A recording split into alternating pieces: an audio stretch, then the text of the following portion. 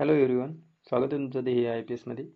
तर P S I combine exam जवळच आलेली आहे. तर यामध्ये मॅथमधील जे काही टॉपिक आहेत, महत्त्वपूर्ण टॉपिक जसे की सरासरी, काळकामवेग, नळवटाकी, रेल्वे, गुणोत्तर प्रमाण आणि त्यासोबत ठोकळा आणि रिझनिंगमध्ये जर बघितलं नातेसंबंध, दिशानिर्देशन अशा पद्धतीचे टॉपिक, यावर आपण टाईप वाईज प्रॅक्टिस घेण्याचा प्रयत्न करू.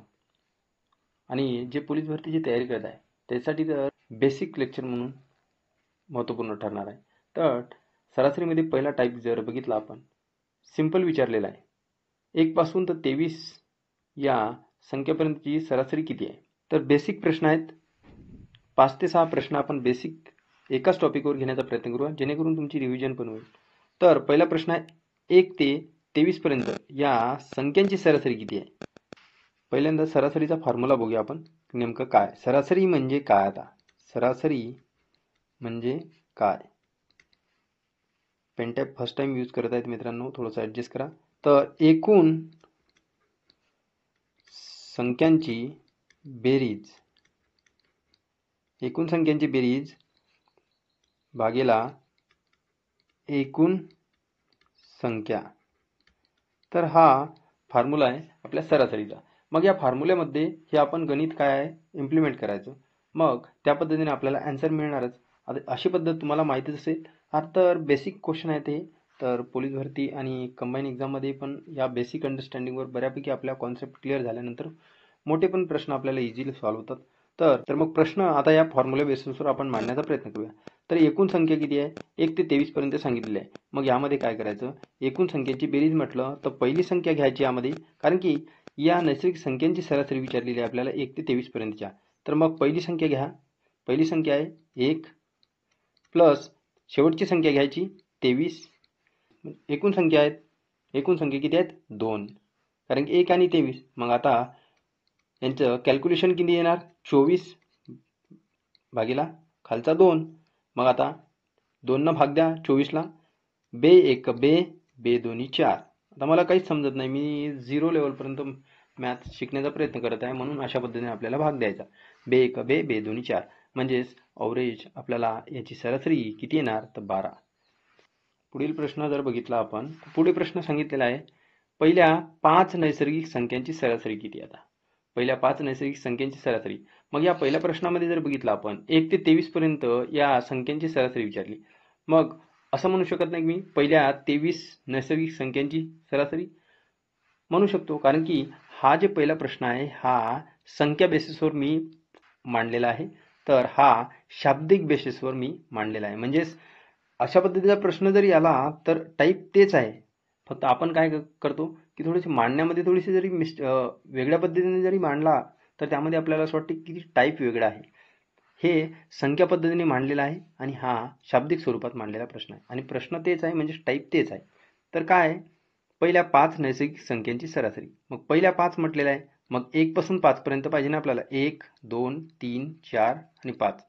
मग यामध्ये आता नैसर्गिक संख्यांची सरासरी करत आहे आपण. मग यामध्ये पहिली संख्या घ्या आणि शेवटची संख्या यांची बेरीज करा. पहिली संख्या प्लस शेवटची संख्या भागीला 2 करा. काय करा, तर पहिली संख्या प्लस शेवटची संख्या बेरीज झाली 6 डिवायडेड बाय 2. बे 1 बे, बे 3 6. म्हणजेच पहिल्या 5 नैसर्गिक संख्यांची सरासरी किती येणार? 3. अशाच स्वरूपाचा आपण दुसरा प्रश्न बघूया. पहिल्या 111 नैसर्गिक संख्यांची सरासरी किती आहे? आता हे तुम्हाला सॉल्व्ह करता येणारच. पहिल्या 111 नैसर्गिक संख्यांची सरासरी. मग पहिली संख्या पासून म्हणजेच पहिल्या म्हणजेच काय, 1 2 3 4 अशा 111 नैसर्गिक संख्यांची बेरीज करायची आहे. तर पहिली संख्या काय, 1, शेवटची संख्या 111 असणार. मग 1 प्लस 111 डिवायडेड बाय 2 म्हणजेच यांची होणार 1 प्लस 111 112 बेरीज आणि भागीला 2. बे 1 बे, बे 5 10. या 11 मधील 1 उरला आणि हा 2 जवळ गेला म्हणजे तिथे झाली 12.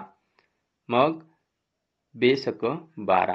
म्हणजेच आपल्या पहिल्या 111 नैसर्गिक संख्यांची सरासरी येणार 56. बरोबर. तर बघा पुढील आपण त्याच टाईपचा बघूया चौथा प्रश्न. टाईप 1 मध्येच आहे, पण यामध्ये विचारलेलं आहे आता समसंख्यांची सरासरी. तर पहिल्या 9 समसंख्यांची सरासरी किती? मग यामध्ये काय आहे आता? यामध्ये फॉर्म्युल्याची काही गरजच पडणार नाही. कारण की पहिल्या 9 समसंख्यांची सरासरी जर म्हटलं तर बघा, आता पहिल्या 9 कोणत्या आहेत? 1 आहे का? नाही आहे. मग कोणती आहे? 2 आहे सम. 3 आहे का? नाही. मग 4 आहे. मग 5 आहे का? नाही. 5 तर विषम आहे. त्यानंतरची 6 आहे. त्यानंतर मग 8 आहे. त्यानंतर जर बघितलं तर काय? 10 आहे. त्यानंतर जर बघितलं तर काय? 12. त्यानंतर जर बघितलं 14. मग आहे 16. त्यानंतर काय? 18. किती झाले? 9. 9 झाले का? 1 2 3 4 5 6 7 8 9 झालं. तर या 9 संख्या झाल्या. या 9 समसंख्यांची सरासरी किती असेल? तर बघा, एक मधली संख्या, सरासरी म्हणजेच मधली संख्या असते. 1 2 3 4. 1 2 3 4. आता जर बघितलं तर ही मधली संख्या सरासरी 10 येणार नाही का? कारण की पहिल्या 9 समसंख्यांची सरासरी विचारली आणि 9 संख्या आपण सम लिहिलेल्या आहेत आणि त्यांची सरासरी आली 10. मग आता एवढं सारं मांडत बसू का आपण? नाही. मग काय करायचं? अशा पद्धतीने तर येणारच, पण यासाठी खूप वेळ लागणार. मग आता आपल्याला कशा पद्धतीने मांडायचं हे तर तुम्हाला माहितीच असेल की पहिल्या मग 9 समसंख्यांची सरासरी. मग पहिली संख्या घ्यायची आपल्या फॉर्म्युला बेसिसवर आणि शेवटची संख्या घ्यायची. मग पहिली संख्या घेतली 2, शेवटची संख्या आहे 18 भागीला 2. 2 + 18 किती होणार? 20 आणि भागीला 2. मग आता 2 न 20 ला भाग द्या. किती होणार? 10 20. म्हणजेच असं आपण समजू शकतो की पहिल्या 9 समसंख्यांची सरासरी हे एक न जास्त असते. सेम जसं की मी तुम्हाला विचारलं आता पहिल्या म्हणजे समसंख्यामध्ये काय करावं लागेल आपल्याला की समसंख्यांची सरासरी विचारलं तर प्लस एकच करायचा सरळ सरळ.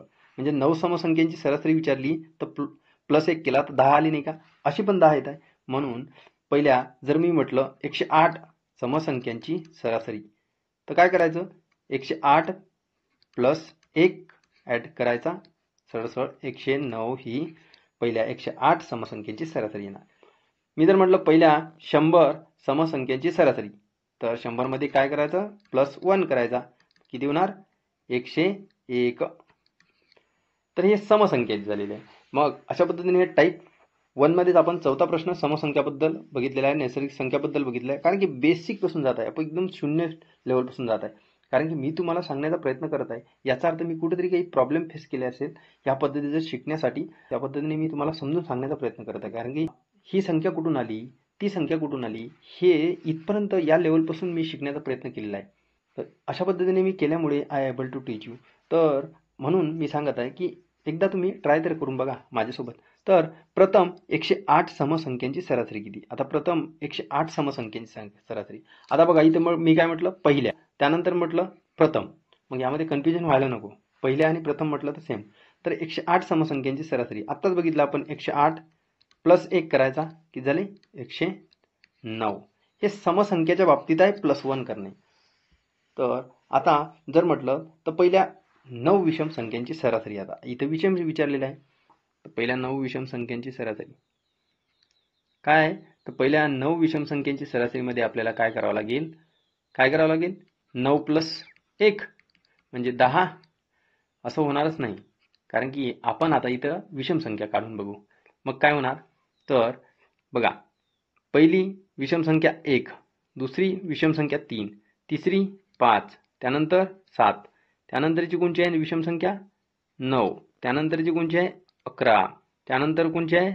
13, त्यानंतर कोणची आहे मग? 15, त्यानंतर कोणची आहे? 17. तर बघा आता 9 झाल्या का बघूया. 1 2 3 4 5 6 7 8 9. म्हणजे ह्या विषम संख्या झालेल्या आहे. कोणत्या? 9 विषम संख्या.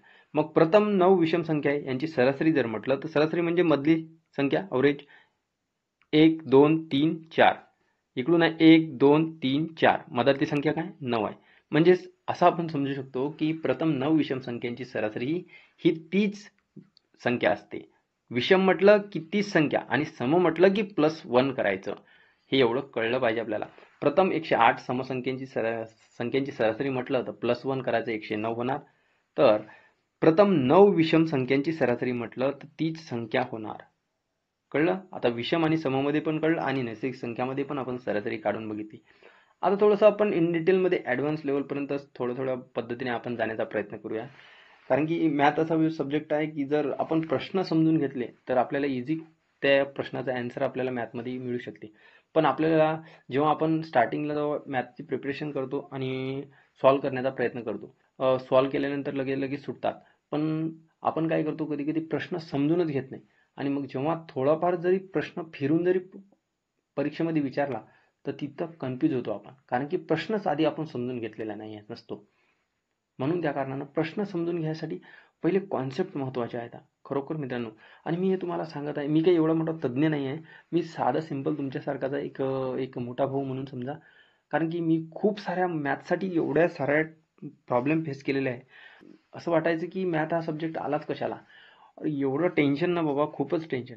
मग काय करायचं, मग सेंट्रलचे जे काही एक्झाम होतात त्याचे मॅथ जे काही पेपर आहेत ते सॉल्व करून पाहायचे, पण ते हिंदीमध्ये असायचे. मग जेव्हा मराठीचा एखादा क्वेश्चन सॉल्व करण्याचा प्रयत्न करायचा, हिंदी आणि मराठीमध्ये मिक्स व्हायचं. मग कुठंतरी असं वाटलं की मला आता मराठीमधूनच थोडं बेसिक गोष्टी शिकण्याचा प्रयत्न केला आणि जे काही हिंदी लेक्चरमधून मी थोडंफार मराठीमध्ये ट्रान्सलेट करून या पद्धतीने मराठीमध्ये मी एक माझ्या नोट्स तयार केल्या आणि ते नोट्सच्या स्वरूपात मी आज तुम्हाला तुमच्या पद्धतीने टाईप वाईज मी तुम्हाला मांडण्याचा प्रयत्न करत आहे. तुम्ही मला ही संधी तुमच्यापर्यंत या स्वरूपात मांडण्याची संधी दिली, हे माझ्यासाठी खूप सौभाग्याची गोष्ट आहे. तर भेटूया आपण नेक्स्ट लेक्चरमध्ये. जर वाटलं थोडंफार बदल यामध्ये तर तुम्ही सजेशन पण देऊ शकता मित्रांनो, असं काही नाही. तर thanks for watching this video. भेटूया नेक्स्ट व्हिडिओमध्ये.